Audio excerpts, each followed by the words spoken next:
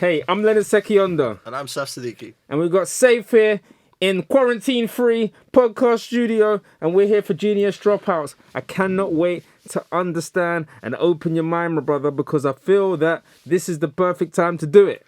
I love that you're wearing a mask. Genius Dropouts, stay tuned. Honestly, I don't understand how you can drop out and call yourself a genius. Does that make you a genius dropout? The Genius Dropouts podcast with Leonard Sekionda. Wow. Listen, we have gone above and beyond. We have dodged shivering people. We've walked past runny nose. We have gone against the law and we have come in maskless to bring you value, to bring you insight and to help you with your perspective in stepping into this beautiful world called business. I'm Leonard Sekionda, your host of Genius Dropouts, the podcast which is designed to really exploring the theory behind dropping out of things. And I don't just mean business, but I mean in relationships, emotions, friends, situations, and just seeing the pivotal role in having to adjust and change and how it has and can affect and put you in a position of growth as opposed to fear. I have a special guest with me today, Mr. Saif Siddiqui, the CEO, the founder of Ishu Solar, and many more things. But listen, first and foremost, thank you for risking your life today. I'm here.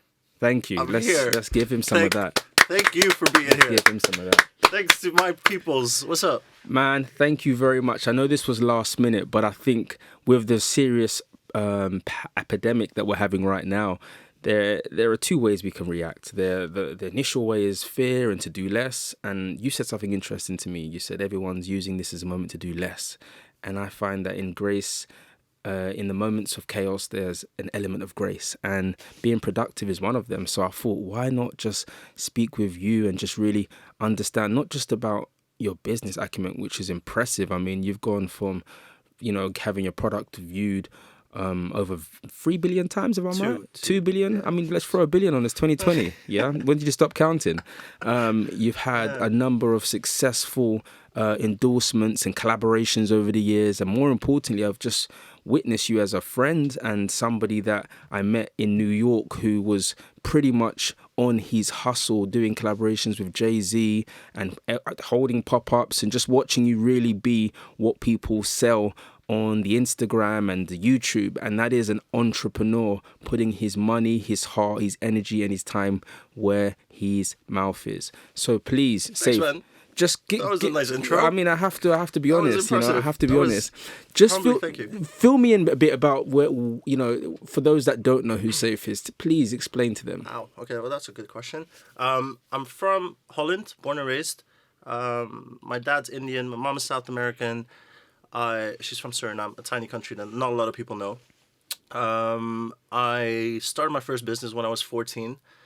I come from an entrepreneur family. My dad's an entrepreneur, my brother's an entrepreneur, my sister's an entrepreneur. And I just like creating stuff, whether it's a product, a service, an art piece, a t-shirt, a song, it doesn't matter. I like creating content, and came up with a few businesses in the last couple of years, and some of them did well, some of them didn't do, most of them didn't do well.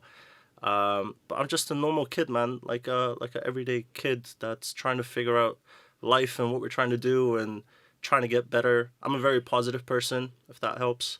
I don't know. It's kind of hard to explain yourself. Yeah, I mean, it is tricky. But I mean, I'm 32, if that helps. I currently live between London and Silicon Valley, New York, and Amsterdam, where my family is. I mean, I met you at an interesting time.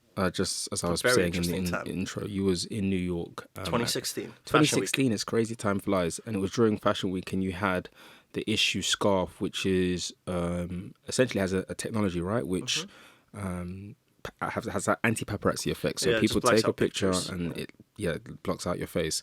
And at the time when I met you, there was, all of this energy around you, and you had all of this, you had staff over there, you had boxes of scarves and all of this inventory. And I mean, as much as there were people around you, it was still very a one-man operation with people that were trying to either, from my perspective, which were either trying to impress you or get your attention or seem like they're helping you. And I was very moved by your defiance in still proceeding as people came and went in that scenario, because I saw a lot of people. I mean, I was out there for maybe 3 weeks and you were there for like 2 months or something. So I remember when I first got there, you were around, I mean, pretty much every other day you were around different people, and some seemed like they were trying to sell you on one idea and some were actually helping. But it was just there was a thin line between people that were really there to help and people that were really there. Lesson. Yeah. Such a good life lesson. Just let's dive into that. What was that experience like being out there in New York? And you're not from New York, let's be very clear. You're from Amsterdam. I'm from Amsterdam. So this was 4 years ago. And I experienced New York the way you're supposed to experience New York. It's very intense. It's very hardcore. People are like they just go for it. If it's very transactional, if that's even a thing. It's quite intense because I'm an emotional person as well. So when people use you and your personality of, you're positive or a happy person, people like to take. As a conversation I was having yesterday, actually, about how people love to take. And some people are in the business of giving. But after a while, you end up broke if you just do it all the time. And New York was a very good life lesson. I wouldn't change a thing, even though a lot of people came and went, like you said. You've seen the people, and I'm glad it happened. At least I know where I stand. You know what I mean? Before that, I was just naive, and I was just like, "Oh, okay, cool. This is how it works, and everyone's gonna try and do it together." But there's not everyone is there to support you. A lot of people are, but not everyone is, and you just learn that. And like you said, having a massive team to it's a one-man band at the end of the day, and that's something that I learned that. I'm a one-man band. Yeah. I need to stop trying to have a bigger team and a bigger office and all of that. I'm just me, simple with my phone and a laptop, and I'm good and happy. And it's interesting because you may not know, I don't know if I haven't told you, but for me, just on the subject of dropping out or people kind of fading away, I met you at a very, very, very interesting time in my life, 2006, and I had been developing my come up. I had a full team in Aldrich. We were spending time rebranding the business. You know what it's like. You're paying people out. It's you're beating them to the office to make sure that you show you're motivated. You're really consumed with these people, and to be honest, as the boss, you become vested in individuals. So you kind of you're speaking in the evenings. They become friends. They come to your house. And I had literally just prior to meeting you, not only had a major breakup with my ex-partner at the time, but I had literally my whole team leave me, right? So I remember the only thing I remember being in such a state where I was like, wow, like I've literally lost my company per se, because everyone's left. And that was during a tough time. That was a tough time. Yeah. So that's how it always goes. Yeah, and when things are good, everyone's there. It's true, but I think this is what I've learned, right? It's a process, but at that time in my mind, I hadn't quantified people that I'm so invested in one day just not being part of anything and that was my girlfriend and that was my team at one time. And the only thing I had done is booked a flight to New York, right? I had only booked a flight to New York. So I remember literally I got on that plane by the skim of it because I had lost my appetite. I stopped eating. I was just like in disarray. I was confused. And I remember a few friends of mine was like, listen, just go anyway. Just go Fashion Week, maybe clear your mind. And I had a few friends in New York that I said, look, I'm going through it a bit. Let me come over to New York and just kind of clear my mind. And it's funny because I wasn't actually under any financial restraint. The irony of it was I felt more broke than ever because of the pressure of everything. Because I had just raised money for my come up as well. So I had the expectation of like meeting the demands of the investor, and all of that was running through my mind. And I remember jumping on the plane, being exhausted. And I remember getting to New York and still kind of being blurry for the first 1 or 2 days. And then I remember like there was a moment when I came to 60 Les and I saw you. And Shout I out saw to 60 Les. And I saw you just like you had so much energy and you just had an aura and a decor, and you was carrying yourself and you was just on your laptop, you was living, breathing and eating it. And like I said, I could see these people around you, and I could see that some were helping and some were just kind of trying to be because you were very popular. Let's be honest, your stuff was on the news, you were on CNN, and all of this excitement during Fashion Week was like very heavily around you. So seeing just your energy and just seeing how you moved, and you wasn't from New York and you were just kind of, very bold in your movement, it really just woke my spirit up. It just like I found myself like connected to you in a way that I was like, wow, like I'm watching somebody and reminding me that, wow, like you can reinvent your team. And he's meeting people on, you were meeting people on a Tuesday and they were part of your team on a Thursday that you never knew from anywhere. And I was like, yeah, it reminded me, it's like, no, that's the flow of life. Like people go, but at the same time, if you have an open lens, you can invite more people in. And when you look at business and you have the ability to take your emotion out, I think it was really powerful to witness you just owning that situation. And it was as tiring as it was, as overwhelming as it was, just witnessing you personally just gave me like the vault. And it's funny because you went on the stock exchange and I went, I think maybe the month after. And it was like, Cheddar you did, right? Yeah, Cheddar. And it was like, wow, I remember us talking about it and you talking about the experience and all the other things you had going on. But my point being is that what period in your journey this far have you had to encounter, whether it's the business or if it's your personal life, having to let go or drop out of anything that, to you at the time was probably, scary, but kind of paid out in the end? I think what you're talking about really is making sacrifice and being able to make sacrifices. And I'm someone that likes to put myself out in uncomfortable positions. As soon as I get comfortable somewhere, I'm like, oh no, okay, wait, I can't grow from here, so I need to go and do something else. And New York was a big part of that. So similar to how you just booked a flight and went out, I did the exact same thing, right? So, I don't know. It's just a very interesting time to see people come and go, and it's more of a learning experience to me personally. But what actual incident could you pinpoint a time in your journey this far where you've actually had to drop something, someone, or a situation out in order to evolve to the next level? I think I do that a lot. I don't know if that's a healthy thing or not. I have I'm not in a relationship. I know do I have commitment issues? I don't know. You know what I mean? I just like change, and to come up with a particular example, I think New York is a good example of New York is having a lot of friends and people that I met there in the first part of the month, and then the store was in the second part of the month. Yeah. And then the people that were there the first part of the month that were part of the team weren't part and didn't do what they were supposed to do with the second part of it. I don't know. You were there. You saw how you had to eventually do everything yourself when times got rough. And that's just part of life. I don't know. I don't feel really bad about it or whatever. Because it's a good learning experience to me. But I think it's a muscle that you're kind of unaware of, but it's generally a struggle of a lot of people. And it really is. It's that idea of the change that comes on the other side of what we're used to, and gambling. Because it's just like any weight on a boat, you have to let go of the weight for the boat to float, right? And I know, you seem to have mastered it, or come at peace with it. I am quite at peace with it. But what advice would you give for someone, and I get it all the time, that is, fearful of dropping out that situation, Taking that risk is They're key, taking the man. risk, yeah. If you take that risk, then things happen. If you drop off, I don't like surrounding myself with, we talked about this, I think, in an interview for my come up, dropping the negative things around you. And if you feel like something's weighing you down, then that's not going to help you grow. You know what I mean? So if you get rid of that little weight, then you're free to go do whatever, and it just, like we were talking about before, is I decided to move out of London after being here for 14 years because I started to feel comfortable.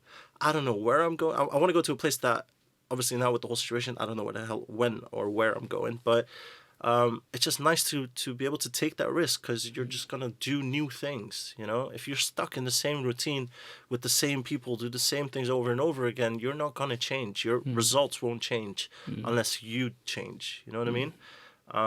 So, yeah. It's very, very true. You see, a lot of people, and I'm going to just put this straight out, a lot of people look at the e-commerce, fashion, business as a business where if I make something, I get an influencer, it sells, or if I get this on Beckham's page, If it's only gonna it was sell. that easy. What is the truth about? I mean, you are in this. You've been in this for years. What is the truth about cash flow of a business which has to have inventory and profit? Would you say that the real gain of an e-commerce, from your understanding or awareness, is in the licensing or selling of the brand, or would you say it's actually something that's sustainable while it continues? I think maintaining the brand should be the key to spread it out over a long term instead of trying to get emotionally attached to something very short term. Try and sell as much you can on the short term. It's people say that life is really short. It's really not. It's quite long, So if you like spread it out and don't try to do too much too quick, and you take more calculated risks. Yeah, of course, like I said, taking risks as an entrepreneur, I love taking risks, going all in and all of that kind of stuff. But you have responsibilities. It's not just you.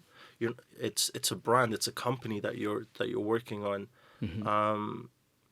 Yeah, I think spread it out is key and save for the hard times. That's something that Wall Street has taught me. Is when things are going good, expect it to go bad. And then try and save and try and build for that moment when it is a rainy day. You know what I mean? Like even now with the world where we are, it's survival of the fittest now. You know what I mean? Like all these small businesses are getting hurt, and we just got to try and sustain and be smart about it. But it's a tough business. It's tough because I get it a lot. I mean, I've done merch on a miniature scale, like literally, like not even past the thousands, right? And of items per se. But I meet young entrepreneurs all the time, and I'm aware of the model, but I always get stuck in the advice of the expansion of it, because like there is always the initial investment of inventory, the marketing investment, the packaging investment, and of course if you are going to get influencers, operations, the cost of that. you got sales, so got this, what do I tell the 20-year-old that is coming to me that is asking me how he can survive through this business? Am I telling him that he can survive through the inventory sales? Am I telling him that he should raise money? Am I telling him that he should build a brand and license his business?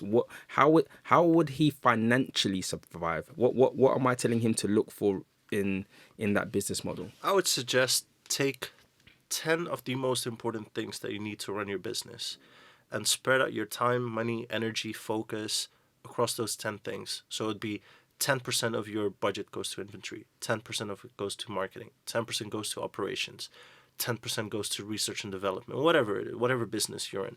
I think they say you can only do 3 things well at the same time. You can only manage 5 things, but you can only accomplish 10 things overall, I would suggest. So spread everything out, 10%, 10%, 10%. So if he's 20 years old, how what is he looking for? Inventory sales, or is he looking to raise money, or is he looking to? I mean, it depends on the business. I'm just talking about not the logistics, just the money. Because at the end of the month, they have to pay £1,500 for him to survive for the next 12 months. Where should his focus financially be to cover that rent, per se?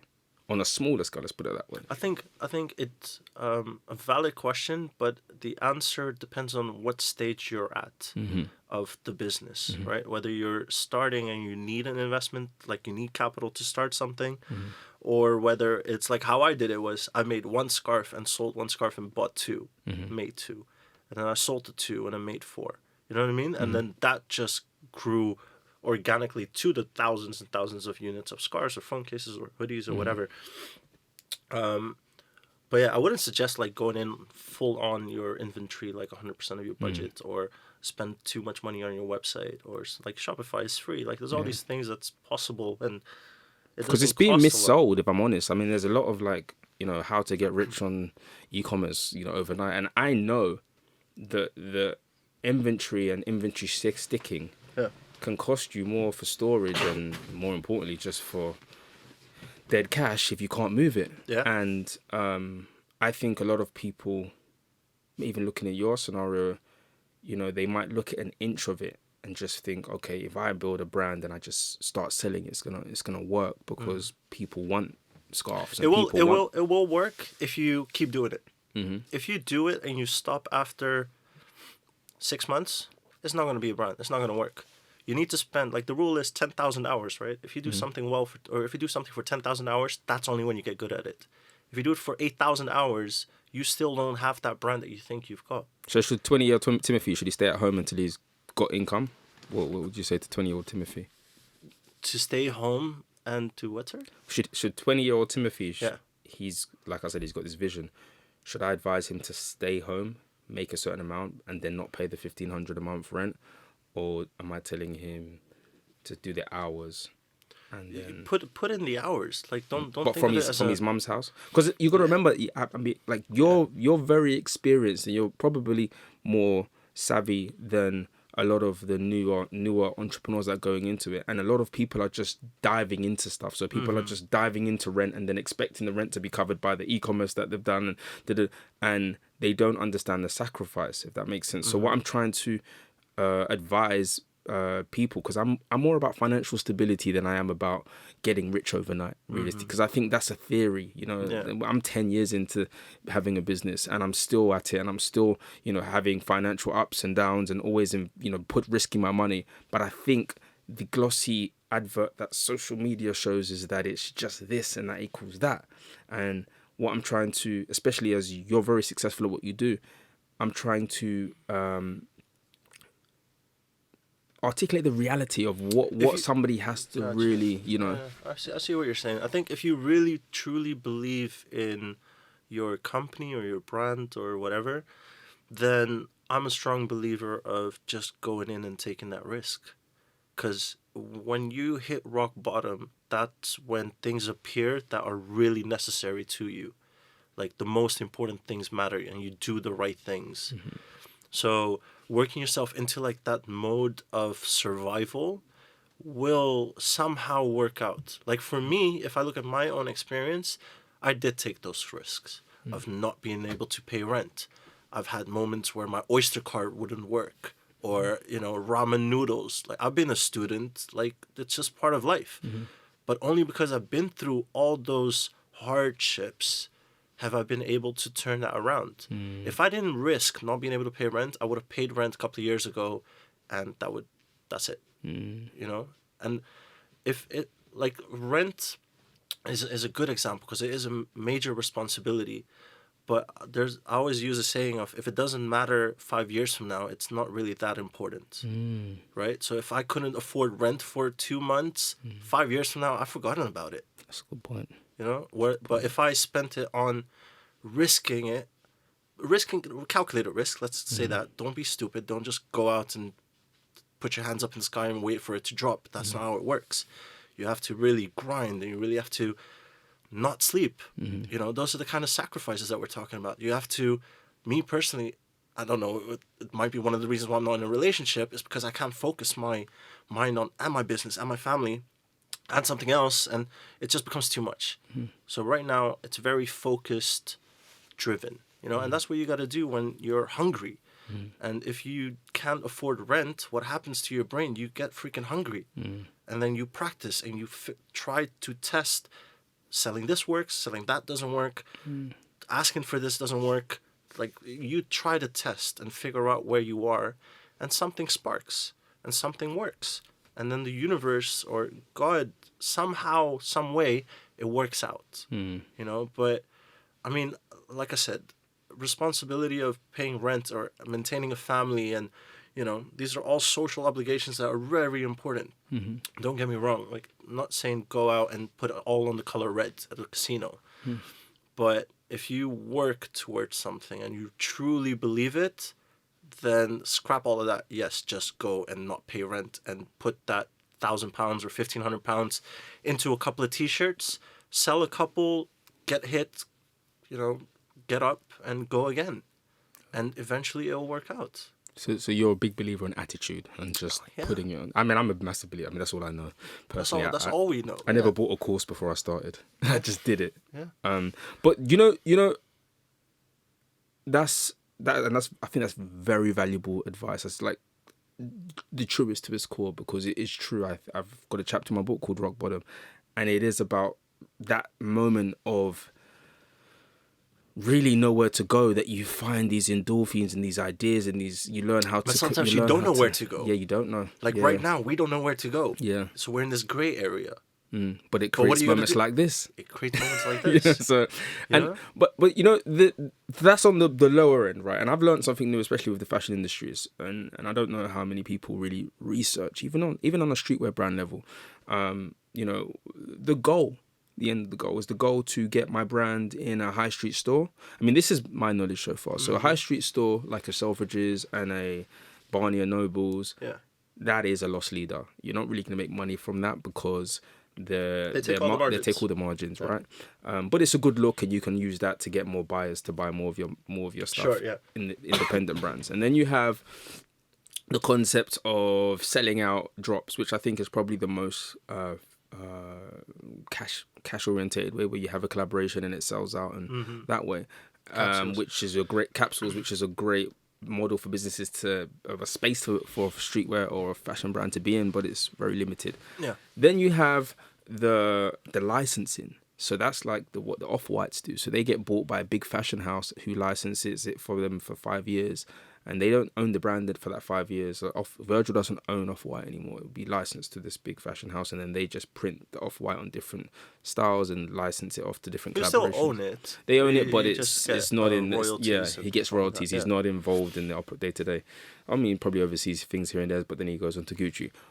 What would you say the goal for you with the success you've built with this brand so far? Would it be to the final one would be to sell it. So what would you say at this stage from your perspective would be a successful or a viable route that you'd want to see it translate to?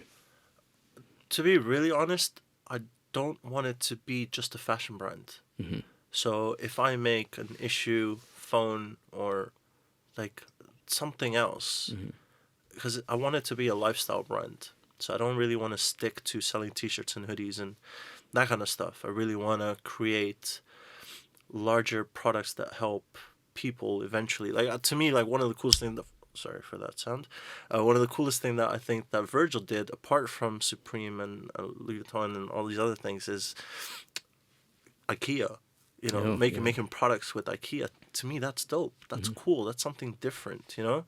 And so with my own brand, I'd love to be able to do something that's not the norm. And I just want it to be a lifestyle brand. So yeah, obviously fashion is where it's at now, and it works. And, you know, we have crazy collections coming out. I'm doing all the licensing routes as well. And we have crazy collaborations and partnerships with different brands, really cool brands coming out end of this year and next year that I've already been working on the last 2 years and that kind of stuff.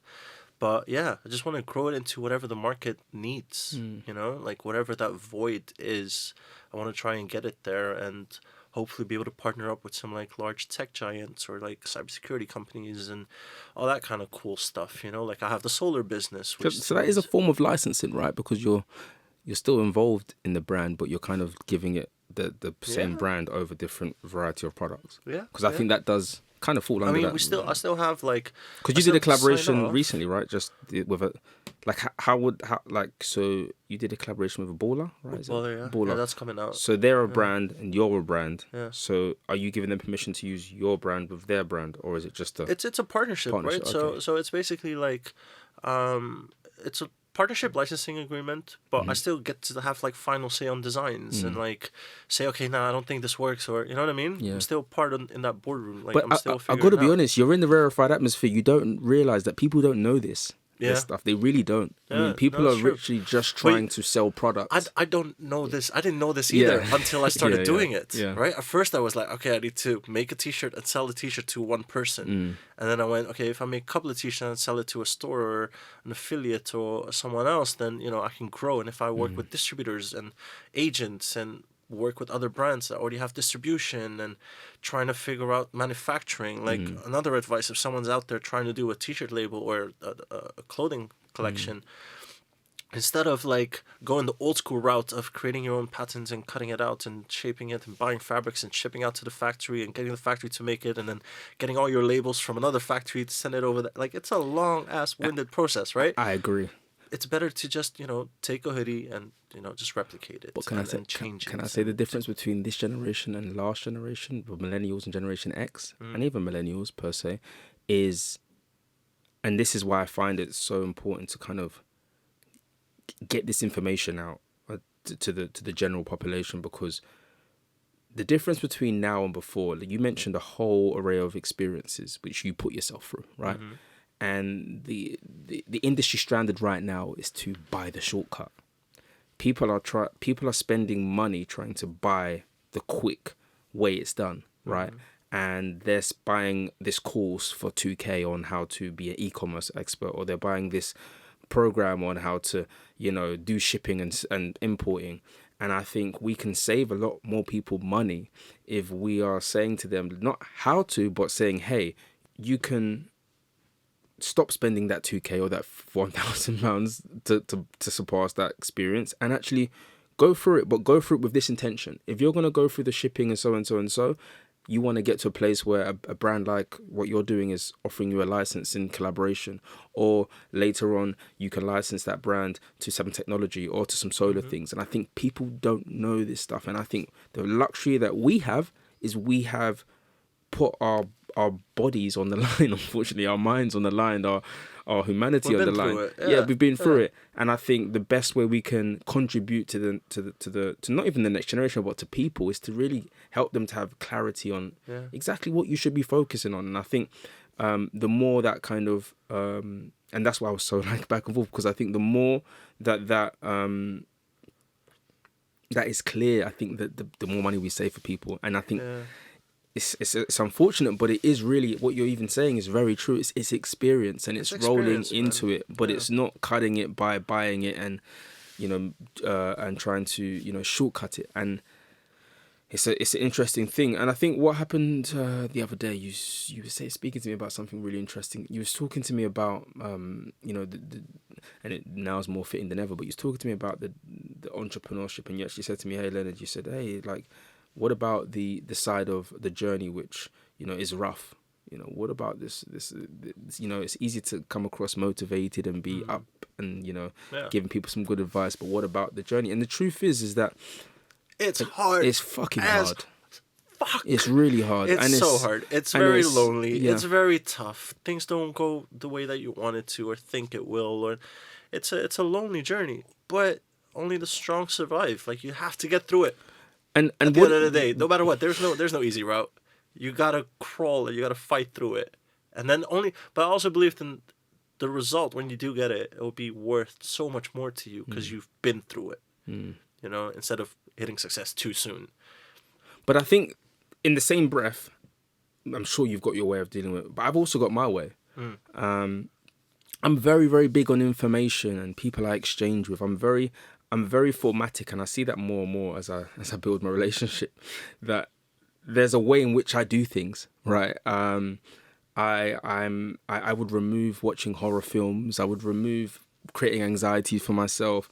I tend to consume myself with a routine of listening to like a Tony Robbins in the morning or something empowering in the morning. I kind of would remove myself from news. There's a lot of things that I do to lower my the amount of compound happening to me because it's already hard, right? What do you do? Well, it's really funny. So I've mentioned this to a few of my friends, and when I have kids, it's something that I'm definitely going to go and do. So this is valuable information to me. I think it's quite cool. But when I was growing up, I had an aunt who would make me write stories or paragraphs about my week or my weekend as a kid, right? And every single time I would explain, like, we went to the park and I couldn't, throw this or whatever. But every single time I used a negative word, like couldn't, she would make me rewrite the whole sentence to only use positive words. So all of a sudden, part of my vocabulary as a kid started becoming a lot more positive. And I think that's part of eliminating the negative and the things that don't really work out, like staying positive and feeding your mind with healthy things is so important. So important. At this stage, the coronavirus has definitely something that is everywhere. It is everywhere. And I think... But we're in the peak of it right now. Yeah, we are.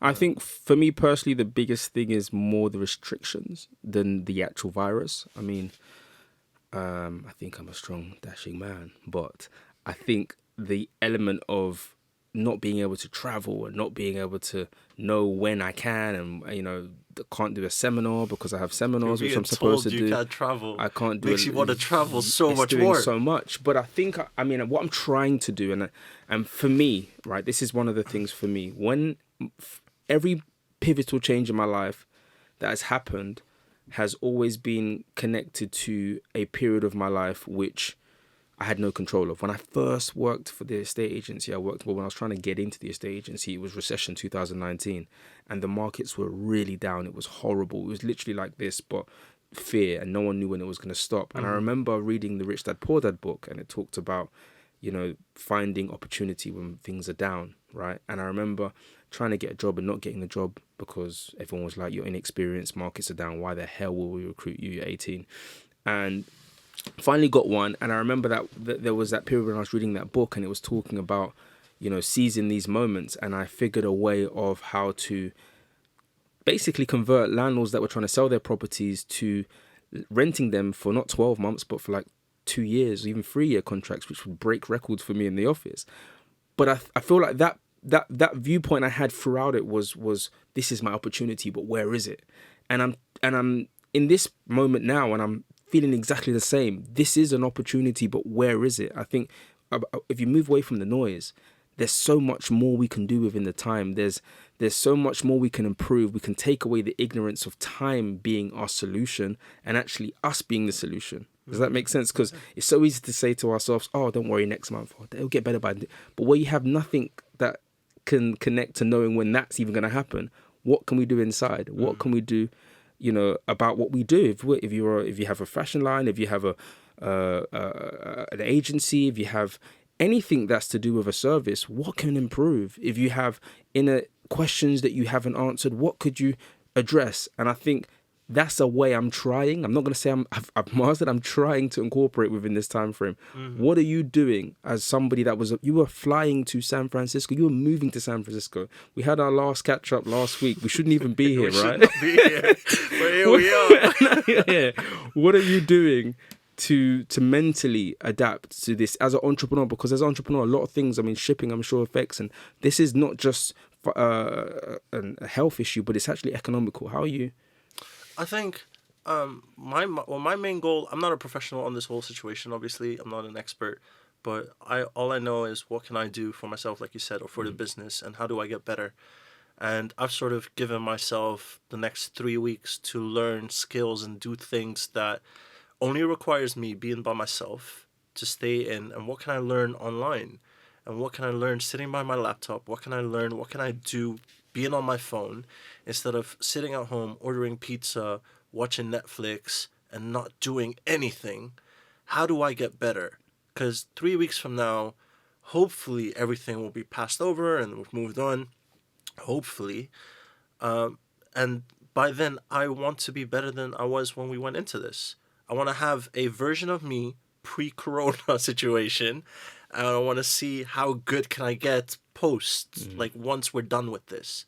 What can I have created for myself? So I've gone in with like learning about e-commerce and learning about, all this, like e-commerce. It's a big freaking thing. I said e-commerce as if it's nothing, but Google ads, YouTube ads, Facebook ads, managing your ROI, learning your analytics, learning your traffic, seeing where people are coming from, seeing how that works, testing, campaigning, and just figuring things out online and really trying to focus on that, instead of, am I worried? I'm more cautious than I am worried, and that's okay, right? That's okay. fine. That's normal. It's okay to feel.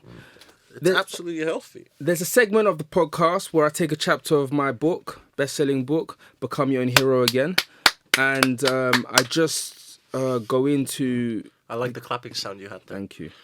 I just want to we go into a chapter from it and we see your intake on the chapter. Ooh. So the chapter we're going to, just the title, and I'll give you my abbreviation, it's quite fitting as well.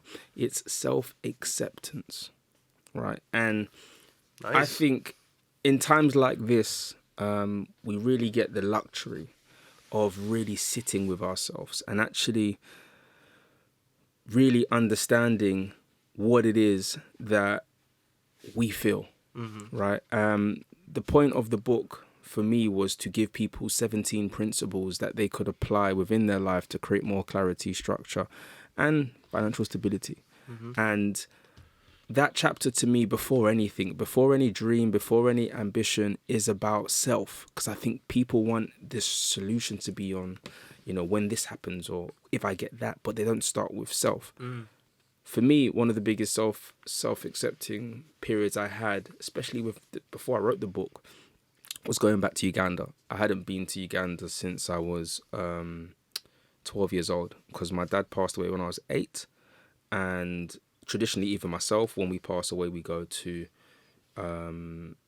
we've got like an ancestral ground, so we all get buried there. The whole family. Yeah, so I had gone there last when I was 12 and hadn't been back since. So the partner I was with before was insisting I go, and I was like, whatever. End up broke up like you do, and then I ended up going. So, Like you so do. I had so I went to Uganda, and I had to come to some acceptance with the loss and acceptance with my ignorance to it, and just how I was trying to be occupied with everything else other than addressing that emotion.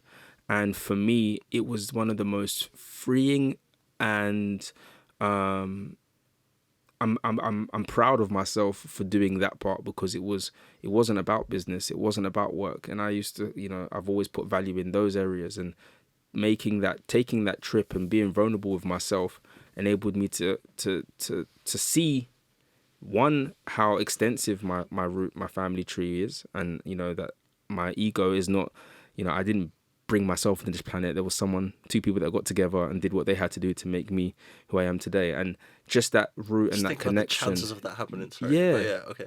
And it gave me strength. and it's insane, right? Yeah, it gave me strength. And off the back of that, off the back of my own self-acceptance, I wrote my first book.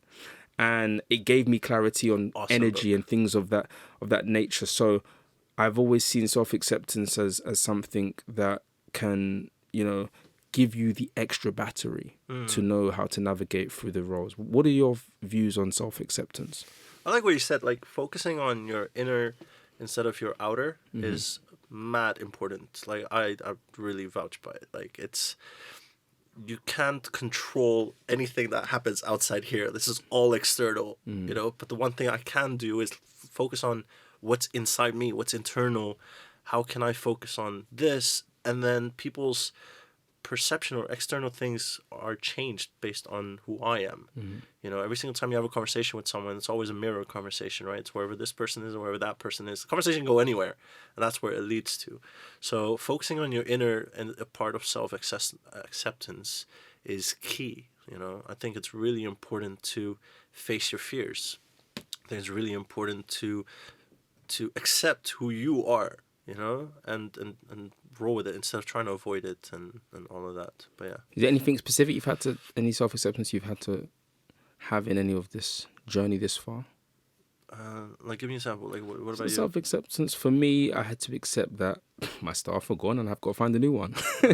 I'm not a new one, but I had to accept the change. I've always, and that's what always, because I think as a business owner, so much control, and you got to realize not only do we not control the world like it's playing out, but we don't control anything. Everything is flow, and it's our job to embrace that flow and be open with it coming and going. It's when we try to control that we actually create trauma inside of ourselves, because it's false.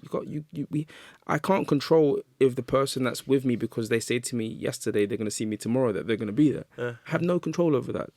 I don't have any control physically, spiritually, or mentally. That person can wake up in the morning, I don't want to work with you anymore. That person can wake up in the morning, sadly pass away. That person can wake up in the morning and say, I don't want to meet you anymore. Things change, right? Yeah. All the freaking time. Like, it's every single day there's something and it changes and things go and like things happen, and you just gotta accept things and move on. Yeah. Like, there's one step is the self-acceptance. Moving on is another big step that you gotta take, Your phone. It's been going on for a while now. You're an important guy, man. I get it. No, it's true. But the last question I do have for you is this journey you've had so far. Yeah, man. It's been very interesting. Amazing. I love it. What is it? I mean, what is it at this point? Because you seem to be someone that's business driven, but you seem to be quite philanthropic. I can't even say the word. Philanthropic. Yeah. Why is that the word? Philanthropic. Yeah. Yeah, I said it there. Yeah. See, I didn't even attempt to say it. What is it that you really, from a meaning perspective, want to do in this earth? What is Saif Siddiq? What is it you want to be remembered for? Oh, good question. I always want to leave a change somewhere, somehow. You know, by the time I leave the planet, leave it better than when I found it. You know, in any which shape or form. There's a lot of things wrong with the world. You know, there's a lot of things that are broken. And if I can contribute my 2 cents towards one of these problems with a solution, I realized that we're the adults now. We're the ones that decide what's happening. A couple of years ago, that wasn't the case. I was still the kid, and the adults were making the decisions.